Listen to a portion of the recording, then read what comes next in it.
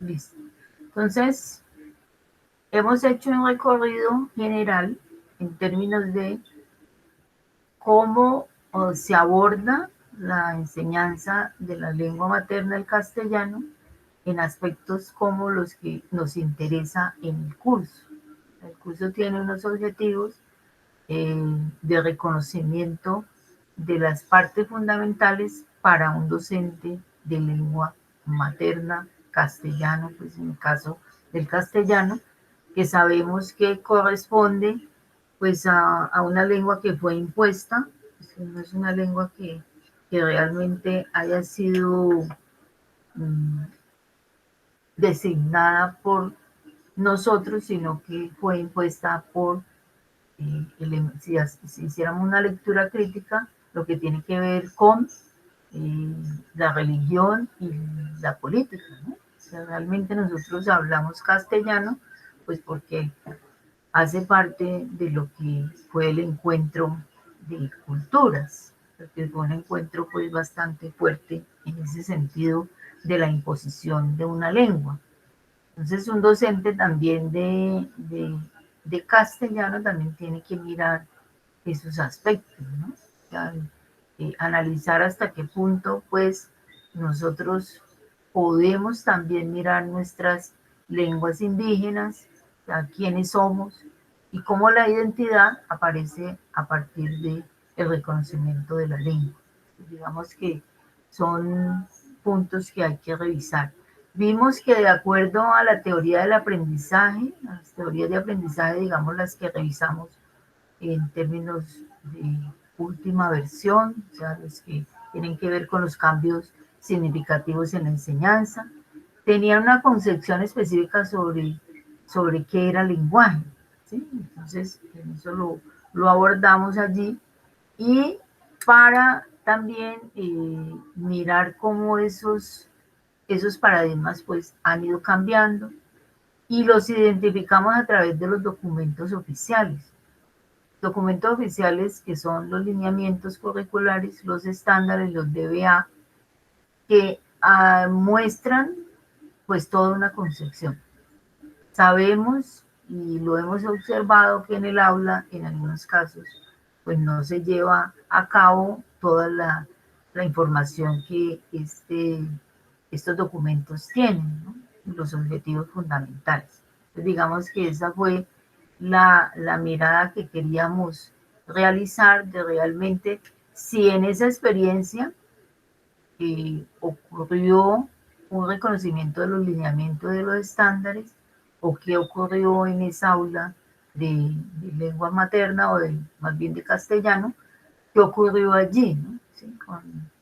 Hemos visto en las dos experiencias que se usa la literatura, ¿sí? O sea, se usa en los dos docentes hay la misma, eh, digamos, el mismo enfoque pedagógico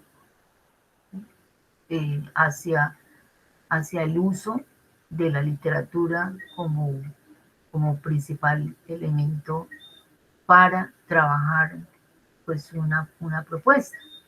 En el caso de la profe de primaria, ¿cierto? Ella también trabaja un cuento, una fábula, y a través de la fábula pues está haciendo un recorrido para abordar la letra Z, ¿no? Entonces, pues vuelve y ocurre acá con la lectura crítica, ¿sí? Entonces, yo me pregunto un poco, bueno, esa lectura crítica a la hora de abordarla desde un texto literario, ¿cómo sería? Porque pues allí hay una combinación bastante compleja con relación al uso de la literatura bajo la mirada del concepto de lectura crítica, ¿sí? Entonces, ¿qué es realmente lectura crítica? Que es, digamos, la experiencia que el profesor pues quiere abordar en su trabajo y que lo observamos en un pedazo de su aula, o sea, en un momento de su aula de lengua. Entonces, ese sería el recorrido que hemos tratado de realizar para llegar ya al plan de área. O sea que el plan de área hace parte de otro elemento fundamental que va a tener que ver cómo planeo yo el desarrollo de una clase. Entonces, para trabajar currículo, unidad didáctica y todo lo que tiene que ver con una puesta de trabajo en el aula, pues empezamos con el plan de área. Aquí en esta introducción, pues Bloom hace un acercamiento, dice que hacer una planeación de unidad docente es de lo más difícil. Él considera que es tal vez uno de los trabajos más complejos a la hora de lograr hacer una unidad que no sea tan extensa y que pueda ser el docente capaz de sintetizar. No es tan fácil. Entonces él hace allí una mirada crítica y nos muestra realmente que ese proceso es un proceso de conocimiento, que no es solamente cumplir con un plan de área, sino realmente el docente en ese ejercicio está haciendo un ejercicio fuerte de comprensión, de síntesis, de qué es lo que realmente va a llevar al aula y cómo lo va a llevar. No lo puede llevar todo, ¿cierto?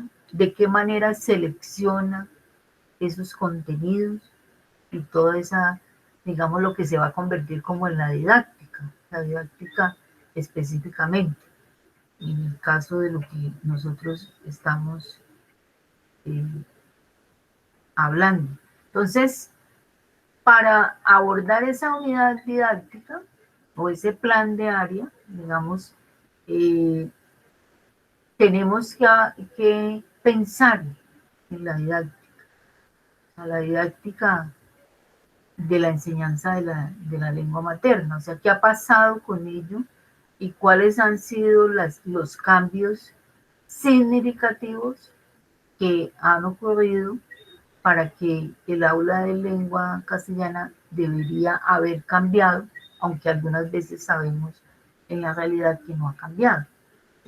Entonces, digamos, vamos a hacer esa revisión de qué ha pasado con relación específicamente al estado de la didáctica. Ustedes saben que la didáctica es otro concepto necesario de abordar cuando hablo de lo que tiene que ver con enseñanza y aprendizaje. O sea, la didáctica posibilita que el docente de una manera, digamos, científica, pueda desentrañar pues todo ese proceso a la hora de hacer un trabajo en un aula. ¿Sí? Digamos que la didáctica antigua pues mostraba era como unos lineamientos, ¿no? O sea, como decir, bueno, lo que debe hacer un docente es el número 1, número 2, número 3. Entonces, digamos que allí pues tiene sus implicaciones en los cambios que han hecho muchos autores y autoras chilenas y argentinas, como Lewin y otras, que miran y trabajan la didáctica como una ciencia y la convierten ya en una mirada diferente. Bueno, eh, aquí se atrae un poquito también, bueno, cómo es la enseñanza de la gramática. Hemos venido como trabajando, discutiendo. ¿Será que la literatura, ya lo habíamos dicho, puede convertirse una parte para la enseñanza de la gramática? ¿Sí? Entonces, pues algunos autores lo afirman, ¿sí? Eh, y otros pues a veces lo entienden de que no debería ser así, porque la literatura, ya lo habíamos abordado antes, pues tiene un uso de la lengua muy diferente al uso normal, o sea, el que hacemos a diario para comunicarnos. Entonces, habría que pensar en si realmente esto posibilita un aprendizaje o no. Para el extranjero sí parece ser que aprender español a través de la literatura o aprender otra lengua es una forma de hacer un acercamiento más real a esa lengua. ¿Sí? Entonces, Pedro Enrique Sureña, ¿cierto?, que trabajó todo lo que tiene que ver con una lectura crítica de la enseñanza del idioma, nos dice, se recomienda leer para aprender el idioma. Miren que aquí está, el trozo literario es el núcleo en que se fundará el maestro las más de las veces para enseñar la gramática.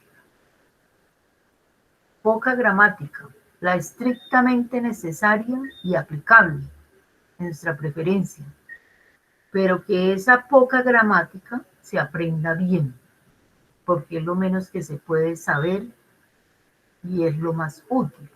Lo dijo en 1946.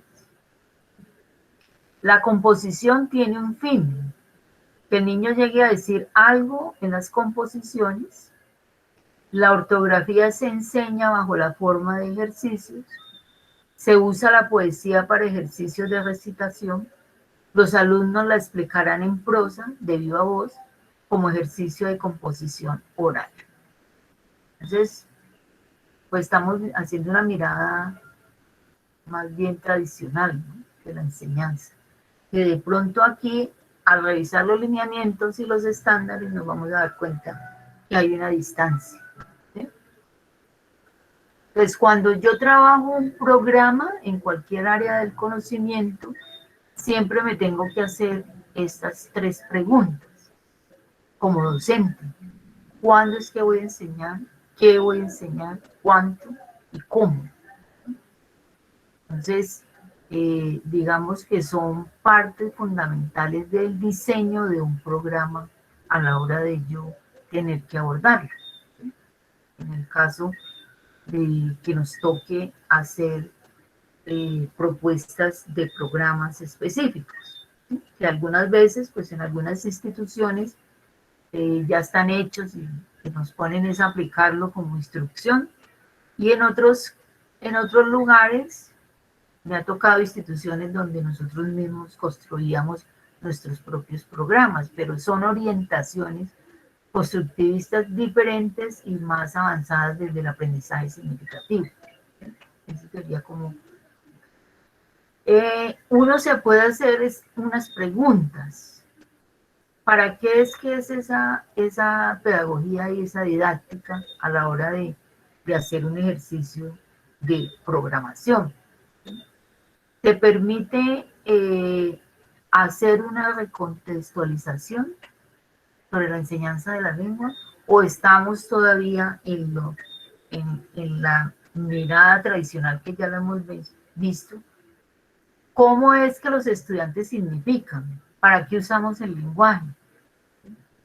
Eso de cómo usamos el lenguaje, pues están los medios de comunicación, está la manera que abordan las noticias, de qué manera se expresan, en qué momento se dice cada palabra tiene un significado y tiene ideológicamente un sentido. Por eso decíamos al principio que esta área del conocimiento es fundamental para el desarrollo de la formación crítica y de un ser humano o de un ciudadano como nosotros. ¿Sí? ¿Qué modos discursivos se encuentran determinadas en las situaciones? Sabemos que de la manera de expresión pues son diferentes, ¿no es cierto? No siempre hablamos de la misma manera y siempre nos expresamos de acuerdo a las circunstancias en las cuales estemos. No todo es igual. Entonces, ¿cuáles son los soportes legales que ocurren para esa didáctica? Ya lo vimos, la legislación educativa, la ley 115, los decretos de la Constitución Política, que lo dije al principio, los lineamientos curriculares, ¿cierto? Los estándares son los soportes legales de la concepción de didáctica que se tiene sobre la enseñanza del el castellano en Colombia. Esos son los documentos con los cuales cada uno de nosotros pues debe leerlos, hacer un análisis crítico o si está de acuerdo, pues ir apropiándose de ese desarrollo, ¿sí? Fundamentalmente. Hay que establecer entonces entre esos conceptos, pedagogía y enseñanza. Cuando hablamos de didáctica, tenemos que pensar en didáctica y tenemos que pensar en enseñanza y aprendizaje. Entonces, si hablamos de la didáctica relacionada con la pedagogía, pues son las estrategias que yo uso para poder llegar a un concepto. Entonces, yo puedo usar la escritura, puedo usar un video, puedo usar... Esas son las herramientas, pero yo tengo unas estrategias didácticas que me permiten usar esas herramientas para desarrollar un proceso de aprendizaje.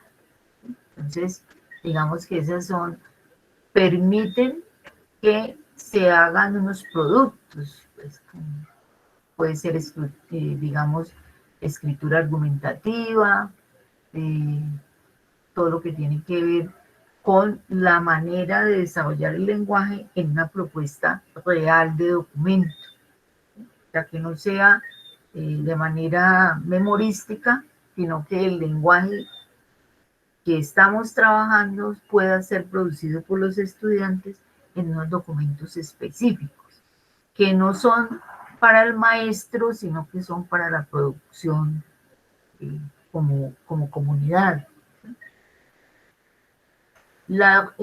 Digamos, en esos cambios que han ocurrido con relación a la didáctica tradicional y a la que les comento como una ciencia, pues han existido redes, ¿no? La red como estrategia que permite reflexión, la red de los nodos de lenguaje, que la propia Gloria Rincón, a propósito hoy iban a hacer un homenaje a Gloria a las 6 de la tarde, pues virtual. Digamos, esas redes han permitido que los profesores, en digamos, en la educación pública, puedan ir avanzando y mostrando sus experiencias significativas e ir haciendo cambios, ¿no? Esos colectivos permiten la discusión, permiten no solo que el profesor allá solito haga lo que él considere que debe hacer, sino que la red eh, lo va acogiendo y lo va formando y él también aporta. También se habla de talleres, o sea, los profesores también han entrado en esa dinámica para tal vez mirar la lectura y la escritura desde otros puntos de vista, ¿sí? Entonces, son recursos que han hecho posible que la didáctica cambie de sentido. ¿Cuál sería una de las propuestas actuales? Ni tan actual, ¿no? Realmente viene de la escuela nueva, que sería la pedagogía por proyectos, ¿cierto? Que se enfrenta a la enseñanza tradicional. La enseñanza tradicional es memorística, se hace la copia del tablero, se responde tal cual lo que dice el texto, no hay intervención. Entonces, la pedagogía por proyectos, pues que digamos es lo que hace que haya cambios fundamentales, permite que cada clase o que cada asignatura tenga una proyección a cumplir, un proyecto que se crea y que en ese proyecto se desarrollan, digamos, lo que tiene que ver con la pedagogía y los contenidos, y en determinado momento el docente quiere organizar para compartir con sus estudiantes. ¿Qué lugar ha cumplido la didáctica? Digamos que en algunos casos hay bastante discusión porque hay que relacionar pedagogía y didáctica y separarlos también, que es una estrategia didáctica. que es una práctica pedagógica. Todos estos conceptos pues deben de estar bien entendidos, aunque se cruzan, se ayudan y proporcionan, digamos, una visión de lo que es el concepto general de cómo se enseña en un aula de lengua materna. ¿Sí? ¿Qué pasa allí? ¿Qué es lo necesario? ¿Cuáles son las estrategias importantes? Pensamos en la didáctica, ¿sí? Antes como un conjunto de recetas, ya se les había dicho al principio, de reglas, ¿no? Lo que es la normal, lo que era la normal, el lugar donde se formaban los estudiantes para ser maestros, pues, como parte de su formación. Allí había una visión técnica y se decía, pues haga primero tal cosa, después párese en el tablero de tal manera, escriba así, hágalo así. O sea, no importaba lo que realmente era la didáctica, sino que lo que importaba eran los pasos, ¿sí? Que en realidad no eran significativos para los procesos de enseñanza y aprendizaje. Entonces, pasamos a una didáctica del discurso, que hace que a través de ella podamos entender realmente cómo los estudiantes participan de ese proceso. Entonces, una didáctica que también es colectiva, ¿cierto? Que reflexiona. Esos conceptos han cambiado, que han ido formulándose a través de quienes han aportado al concepto a través de sus investigaciones. Sin embargo, hay unas tensiones, ¿sí? Ya la hemos reflexionado mucho antes. La no apropiación de los lineamientos por parte de los docentes. Decíamos que esos documentos, aunque son del Estado, fueron creados por profesores en un momento político específico y tienen un contenido bastante interesante para que un docente pueda desarrollar una propuesta más sociocultural en el aula de lengua castellana.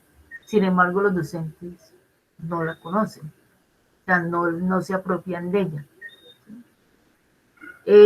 También, bueno, ¿de qué manera enseñamos a leer y a escribir?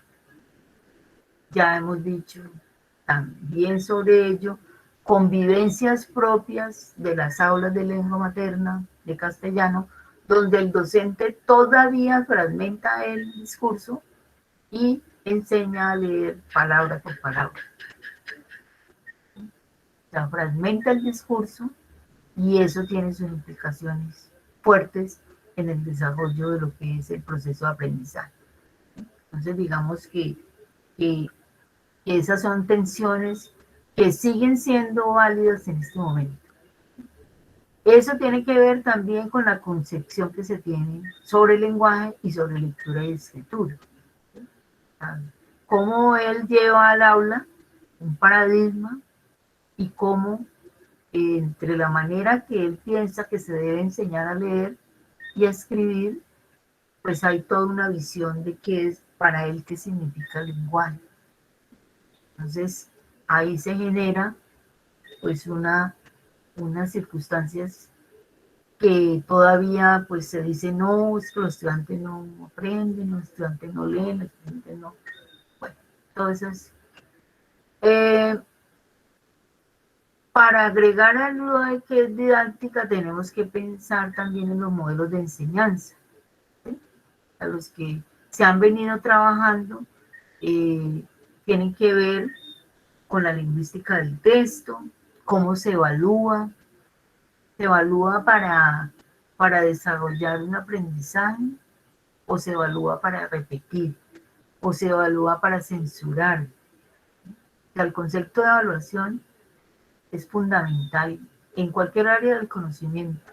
En el lenguaje, pues mucho más fuerte a la hora de entender que escribir es un proceso y que no se hace con un quiz, o sea, que no se hace de un momento a otro o que se repite con un dictado, ¿no? el dictado, que ha sido una de las falencias que más hemos tenido dentro de las aulas de lengua castellana, que todavía se sigue usando, ¿no?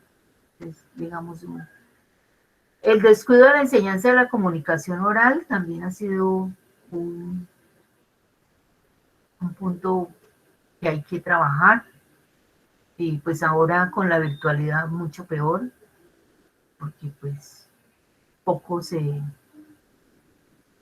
trabaja, ¿sí? El trabajo con la gramática, de qué manera se va a abordar, cuáles son las nuevas puestas en escena que hay sobre ello, cómo se aborda el texto literario, ¿sí? Y digamos, cómo se accede, digamos, a esos saberes, ¿no? ¿Para qué se aprende? O sea, realmente. El objeto de estudio, digamos, en la enseñanza de la lengua castellana, está medida por la lectura y la escritura y la oralidad, que ya lo vimos allá en las competencias que se desarrollan, las fundamentales, y pues habría que verlo en el ámbito social, étnico, la diversidad cultural, que tampoco se aborda en muchos casos. Hay que observar qué es un enfoque, qué es un modelo, y cómo la didáctica pues nos permite una visión moderna didáctica, investigar sobre esa aula y ver cómo se hace ese proceso de la importancia que tiene el adquirir una lengua y hacer con ella todo el proceso que requiere producción, digamos, social, político y de aprendizaje.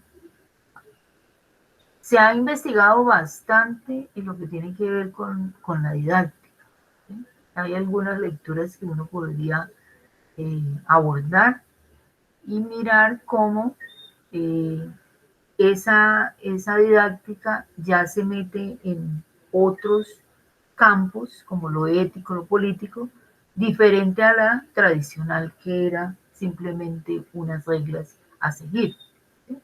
Digamos que eso permite hacer un proceso de acercamiento a la producción de los estudiantes.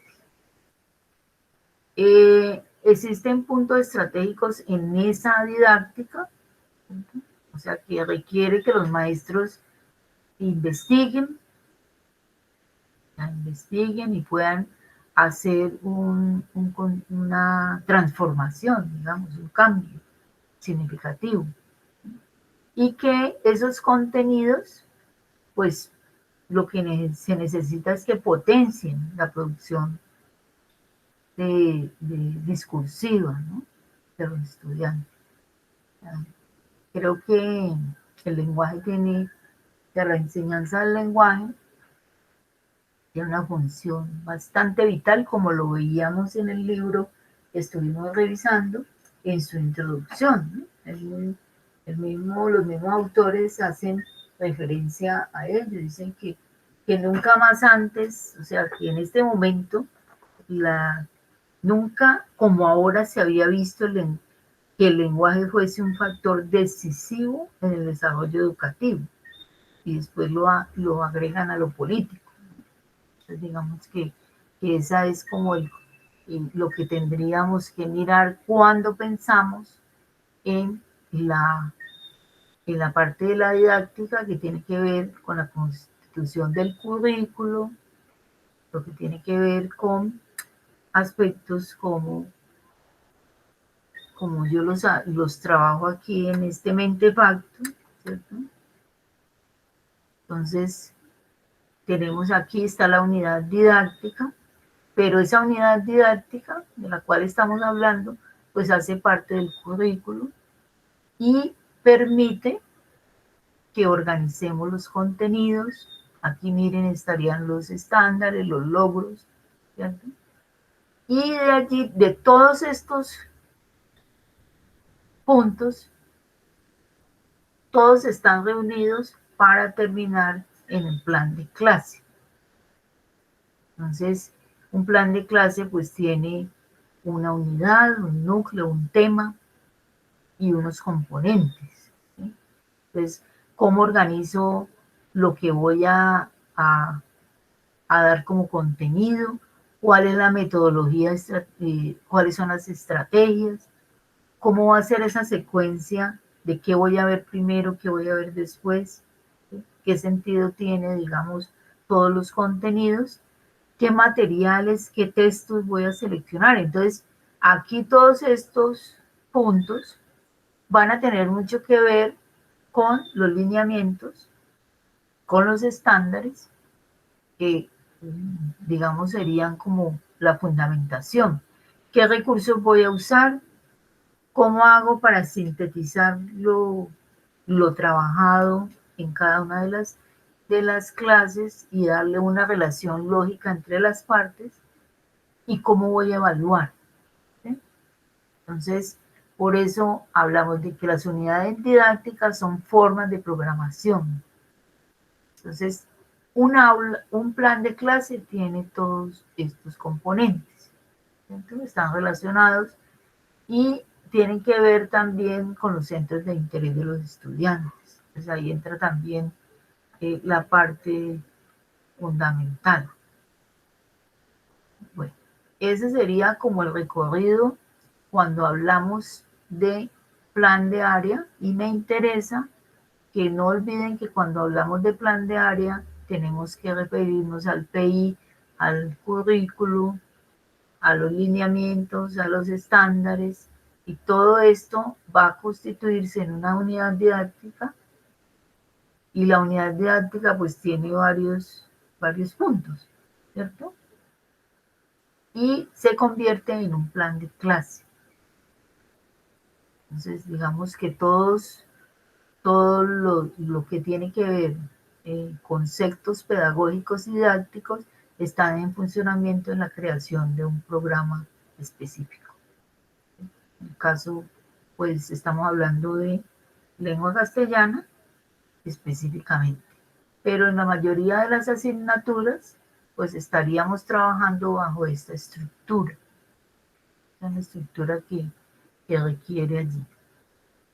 Bueno, entonces, preguntas.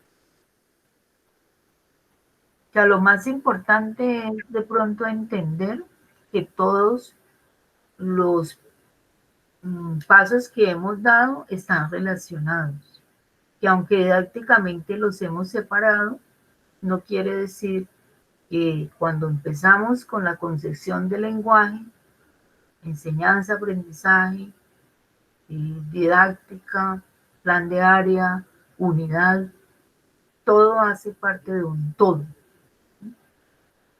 que a la hora de fusionarlo, pues se vuelve en una propuesta de curso.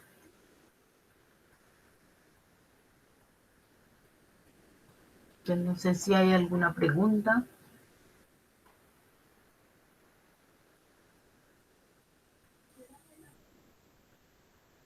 Profe, yo tengo una pregunta. Cuando a veces uno asiste a ciertos talleres pues, de actualización, entre comillas, cuando se habla de currículo y planeación de clases en general, siempre está la discusión respecto a que si se trabaja por medio de logros o desempeños. En la actualidad, esos dos conceptos se consideran lo mismo o hay que hacer la diferenciación, porque algunos alegan que no, que hay que seguir trabajando por logros y otros dicen, no, es que hay que actualizarse, hay que trabajar por desempeño. Entonces ahí como que uno en una capacitación dice una cosa y en la otra pues se contradicen. Entonces en ese caso no sé usted qué podría, sí que podría ayudarme ahí como para aclarar. Ya, de todas maneras, logro y desempeño tiene mucho que ver también con la concepción que se tenga de educación. O sea, algunas instituciones, recuerden, a mí me tocó hacer unos cuadros inmensos sobre este logro, cómo se relacionaba con el contenido. Era dificilísimo ese proceso escritural eh, para trabajar los logros. Cuando nació el concepto de logros, pues recuerdo que hacíamos unos cuadros grandes y hacíamos transversal, y este logro tenía que estar relacionado con otro. Pero logro y desempeño, o sea, los dos conceptos, si tú los vas a abordar, tienes que también pensar quién te lo está diciendo y desde qué mirada te está haciendo la propuesta. Porque es que los conceptos, como lo hemos visto en términos del lenguaje, no están independientes de la voz de quien lo propone. O sea, hay unas tendencias y hay unas tensiones, ¿sí?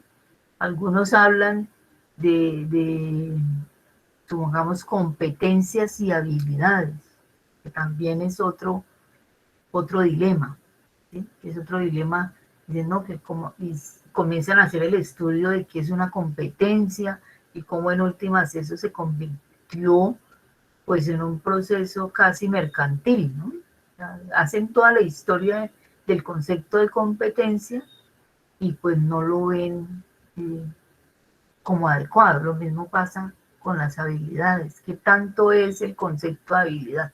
Entonces, el logro de todas maneras es lo hacia donde nosotros nos proyectamos, ¿cierto? Ahora, la manera como cada institución lo aborda, dice, bueno, entonces no, tenemos que hacerlo de tal manera, pues ya es una concepción que se tenga específica en esa institución, porque las instituciones, por más de que conozcan los documentos formales, pues ellos también tienen sus tendencias específicas. O sea, no, eh, yo alguna vez fui a alguna institución, ah, ya ni me acuerdo el nombre, en Pance, eh, y había que escribir con letra, o sea, letra no, no la normal, sino porque el tipo de letra, ellos consideraban que con eso se aprendía de manera diferente, o sea, la cursiva. ¿Usted qué dice allí como maestro? O sea, usted estudió pues en la Universidad del Valle, español y literatura, y resulta que de un momento a otro una institución te, te dice que tienes que saber cursiva porque allí todo se trabaja con cursiva y porque pues psicológicamente eh, hay, es una tendencia, ¿no? Una tendencia. Bueno, afortunadamente pues yo tengo los dos tipos de letras, para mí no es problema, yo lo aprendí eh, por el momento de mi vida, por el momento de mi educación, ¿sí? Pero entonces fíjate que allí, más que tú te confundas con uno con otro, es mirar quién te lo dice, o sea, el discurso de dónde viene, porque el desempeño, pues, es un logro también. O sea, estoy haciendo un desempeño hacia algo. El concepto va más allá, ¿no? Realmente, ¿cuál es la visión que se tiene de la enseñanza de la lengua materna? Y usted va a encontrar instituciones, pues, con una y otra situación, que tenga más énfasis en la parte gramatical. Me pasó con el Pío XII, yo tuve la experiencia del Pío XII, y para ellos era fundamental, a pesar de que era una institución con niños con muchas problemáticas, la fuerza de la gramática era, pues, nos la hacían tener como un logro era que esos niños aprendieran gramática, escribieran bien, aunque no tuvieran una conciencia de lo que estaban escribiendo. Ellos se tenían que desempeñar en eso. Y era una visión que tenía la coordinadora, los dueños de la institución, y con eso nos toca lidiar a los maestros, ¿no? O sea, con esa visión que se tiene. Y eso mismo pasa con la didáctica. O sea, se tiene una visión de didáctica que inclusive poco se usa la didáctica, ¿no? Está siendo un elemento fundamental al desarrollo de la enseñanza y el aprendizaje de cualquier área, porque no estamos hablando de didáctica en general, sino estamos hablando de didáctica de la lengua materna, didáctica de la química, didáctica de la física, ¿sí? Hay encuentros, hay congresos donde se habla de cada una de las didácticas, pero parece ser que los maestros no. Y las instituciones como tal, la Universidad del Valle, con los ingenieros, los químicos, pues ellos saben mucho de química, saben mucho de ingeniería, y lo que interesa es el contenido, pero no tienen didáctica. A ellos no les interesa la didáctica y no, o sea, eso es algo que los estudiantes se han quejado constantemente, digamos, cuando trabajamos una lectura crítica de, bueno, ¿cómo están aprendiendo ustedes? ¿Sí? Y los 3 quizzes, uno al principio, uno en la mitad y uno al final, no sé más, no sé si aprendieron o no aprendieron, a mí no, eso no, didácticamente no me incumbe, es como si la didáctica estuviera fuera del maestro. Entonces, allí esos 2 conceptos que tú dices que los has visto, también hay que ver desde dónde nos lo dicen, ¿no?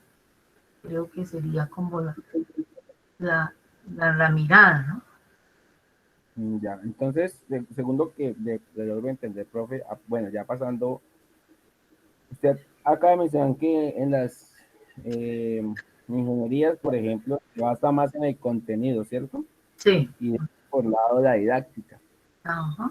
Podría yo decirlo, afirmar entonces, cuando yo hablo de enseñanza por contenidos, como lo hacen las ingenierías, o sea, solamente se basan en temas, ellos no estarían siendo entonces enseñados por competencias. O sea, en otras palabras, la didáctica entonces está estrechamente relacionada con la enseñanza por competencias y no por temas. Lo que pasa es que en las ciencias, en el caso de los docentes de pronto que llevan mucho tiempo enseñando pues en sus aulas específicas como ingeniería, química, física, ¿sí?